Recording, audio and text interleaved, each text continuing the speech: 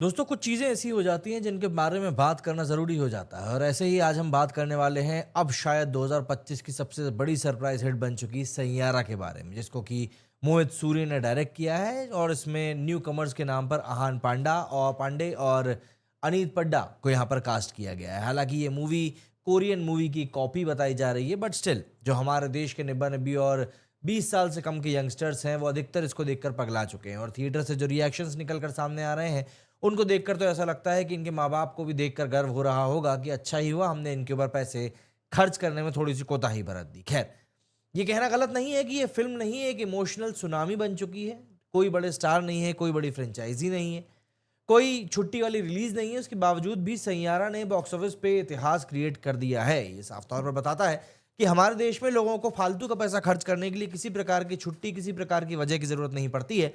बस बेचने वाले को पता होना चाहिए कि किस तरीके से खरीदने वाले को बरगलाना है। तो चलिए, ज़रा कूदी मारते हैं इसी रोमांटिक म्यूज़िकल ड्रामा के दिल में और देखते हैं कि आखिर इसमें ऐसा क्या है ख़ास और कलेक्शन इस मूवी का आखिर कहाँ पहुँच गया है। देखिए, पहले तो बात करते हैं सैयारा के धमाकेदार ओपनिंग की। ये फ़िल्म 18 जुलाई 2025 को रिलीज़ हुई और देखते ही देखते इसने बॉक्स ऑफिस को हिला के रख दिया। फ्राइडे को 22 करोड़ का कलेक्शन, सैटरडे को 26 करोड़ का एंड संडे का तो भाई साहब क्या ही बताएं, पूरे 36 करोड़ का कलेक्शन इस मूवी ने कर निकाला। मतलब इंडिया नेट कलेक्शन इस मूवी का 84 करोड़ रुपीस हो चुका है वीकेंड पर ही। प्रिडिक्शन 75 करोड़ का था, लेकिन मूवी 84 करोड़ रुपीस ऑलरेडी कमा चुकी है।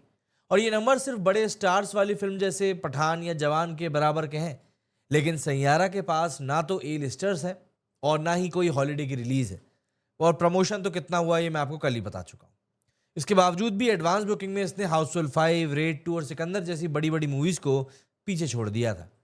ये एक न्यू कमर लेड फिल्म के लिए अनइमेजिनेबल है।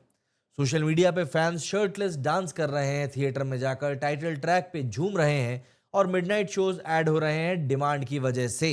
इसको देखकर ऑब्वियस सी बात है हान भी यही सोच रहे होंगे कि न जाने इसमें क्या हो गया है और इस मूवी की जो सफलता है उसका बोझ भी हान के सिर पर ही जाएगा, क्योंकि अगली मूवी जो कि ऑब्वियस सी बात है हान की नहीं चलने वाली है, तो उसके बाद फिर हान का जो होगा हश्र उसके दिलो दिमाग का, वो खैर क्या ही बताएं, वहाँ के लोग ही जानते हैं।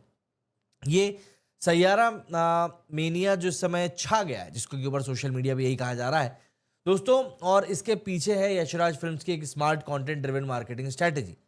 कोई बड़े शहरों का टूर नहीं, कोई इन्फ्लुएंसर से रील्स नहीं, बस एक सॉलिड ट्रेलर, सोलफुल गाना और सोशल मीडिया पर जिस तरीके से इस मूवी को प्रमोट करवाया गया गाने के थ्रू, सब काम कंटेंट कहीं ना कहीं लोगों को पसंद आ गया और ऑडियंस ने इसकी बात सुन ली कि चलो भैया देख लेते हैं। स्टोरी की अगर बात करें तो सैयारा एक इंटेंस लव स्टोरी है जो कि दिल को छू जाने वाली कहानी बताती है। कृष कपूर प्लेड बाय आहान पांडे एक हॉट हेडेड स्ट्रगलिंग सिंगर है जो कि म्यूजिक इंडस्ट्री में अपना नाम बनाना चाहता है, लेकिन उसके एंगर इश्यूज और डैडी इश्यूज उसको रोक रहे हैं। एंटर आती हैं भैया वानी बत्रा प्लेड बाय अनीत पड्डा, एक जर्नलिस्ट और क्लोजेट पोएट जो कि अपने टॉक्सिक ब्रेकअप का ट्रॉमा इस समय झेल रही हैं। इन दोनों का मिलना एक म्यूजिकल कॉलिजन है। क्रिश के रॉ पैशन और वानी का सोलफुल लिरिक्स से एक ऐसी केमिस्ट्री पैदा होती है जो कि स्क्रीन पे लिटरली सब कुछ हिला के रख देती है। लेकिन ये सिर्फ प्रेम कहानी नहीं है, फिल्म एक्चुअली में मेंटल हेल्थ और अल्जाइमर्स जैसे सीरियस इश्यूज को भी टच करती है, जो इसकी इमोशनल डेप्थ को और भी ज़्यादा गहरा कर देता है। स्टोरी प्रिडिक्टेबल है, ये मतलब आपको मानना पड़ेगा। Bad boy meets good girl, love, heart break, sacrifice और रियूनियन, ये सब हमने ऐसा नहीं है कि आज तक कभी देखा नहीं है, पहले भी कई बार देखा है। लेकिन मोहित सूरी का डायरेक्शन और संकल्प सदाना का स्क्रीन प्ले इतना हार्टफेल्ट है कि क्लीशेज भी यहाँ पर फ्रेश लगते हैं और फिर जब चीज़ आपने देखी हुई हो तो उसके बारे में लिखना थोड़ा आसान ही हो जाता है। हर एक सीन में इमोशंस का एक रॉ विसरल फील आपको यहाँ पर होगा जो कि आपको अपने साथ बांध कर रखेगा, और जब क्लाइमैक्स आता है तो टिश्यू तैयार रखिएगा क्योंकि दिल से दिल तक जाने वाली बात यहाँ पर आपको दिखाई देगी और यही कारण है कि थिएटर में लोग इसे बौरा रहे हैं। बात करें सैयारा की तो दिल उसके एक्टर्स का है। मतलब आहान पांडे और अनन्या पांडे का जो कजिन है उसने अपने डेब्यू में एकदम फायर लगा दिया है। क्रिश के रोल में वो एकदम नेचुरल लगता है, उसका नाराजगी, उसका पैशन, वल्नरेबिलिटी सब स्क्रीन पे साफ तौर पर दिखा है। लोग बोल रहे हैं कि ये Hrithik Roshan kind of debut है, लेकिन मुझे खैर ये टिकटॉक वाला ऋतिक रोशन ज़्यादा लगा है। आहान का कॉन्फिडेंस हालांकि काफ़ी बेहतर है और इमोशनल रेंज देखकर लगता है कि आगे आने वाले समय में भी उसको अच्छा खासा काम मिलता हुआ दिखाई पड़ेगा। और अनीत पड्डा एज वानी, मतलब इनके बारे में क्या बोलें, वो एक कॉम्प्लेक्स कैरेक्टर प्ले कर रही हैं। उनके हिस्से में अच्छी खासी एक्टिंग करने का भी पूरा का पूरा काम आया है। एक ऐसी लड़की जो कि हार्ट ब्रेक से गुजर चुकी है लेकिन अपनी स्ट्रेंथ दिखाती है।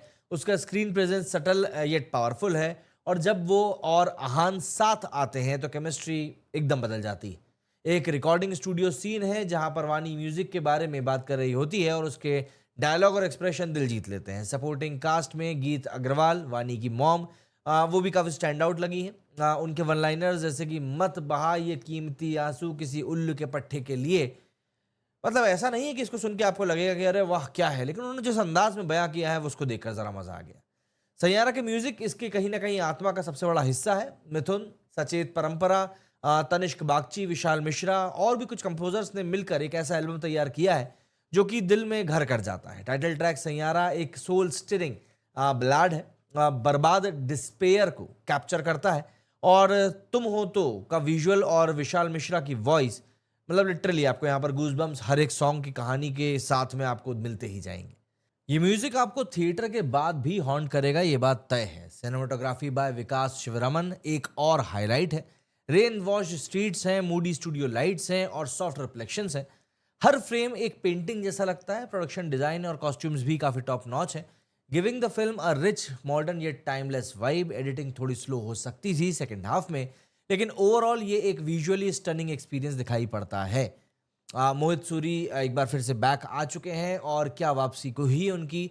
आशिकी 2 एक विलन जैसे इमोशनल पंच सैयारा में भी दिखाई पड़ता है और वो जानते हैं कि इंटेंस इमोशंस और म्यूजिक को किस तरीके से ब्लेंड करना है। इस फिल्म में उन्होंने जेन जी के लिए एक ऐसी लव स्टोरी बनाई है जो कि मॉडर्न भी है और पुरानी बॉलीवुड रोमांटिक मूवीज की याद भी दिलाती है और माँ बाप का पैसा अपनी जेबों से खर्च करवाने के लिए तैयार भी है। सोशल मीडिया पे लोग बोल रहे हैं कि ये जेन जी का आशिकी वर्जन है और ये आप ओवर स्टेटमेंट तो बिल्कुल नहीं कह सकते। सैयारा ने एक्चुअली में इंडस्ट्री को एक बड़ा मैसेज दिया है कि पब्लिक को आप किस तरीके से अपने तरीके से घुमा सकते हो एंड ऑब्वियस सी बात है वही चीज़ यहाँ पर काम भी कर गई। अगर मैं आपको इस मूवी के अभी तक के फिलहाल कलेक्शन के बारे में बताऊं तब आपको और क्लियर तौर पर इसका समझ में आएगा। डे 3 तक इस मूवी का कलेक्शन जैसा कि मैंने आपको बताया 84 करोड़ रुपीस हो चुका था और कल की इसकी ऑक्यूपेंसी गई थी ट्रिमेंडस 71% की, जिसमें कि रात की ऑक्यूपेंसी थी 79, ऑलमोस्ट 80%, एंड इवनिंग शोज की ऑक्यूपेंसी थी 89%। मतलब यू कैन जस्ट इमेजिन कि किस अमाउंट में पब्लिक इस मूवी को देखने के लिए जा रही है। 71% की ऑक्यूपेंसी मैंने बहुत पिछले टाइम में नहीं देखी है, तो आई कैन एश्योर।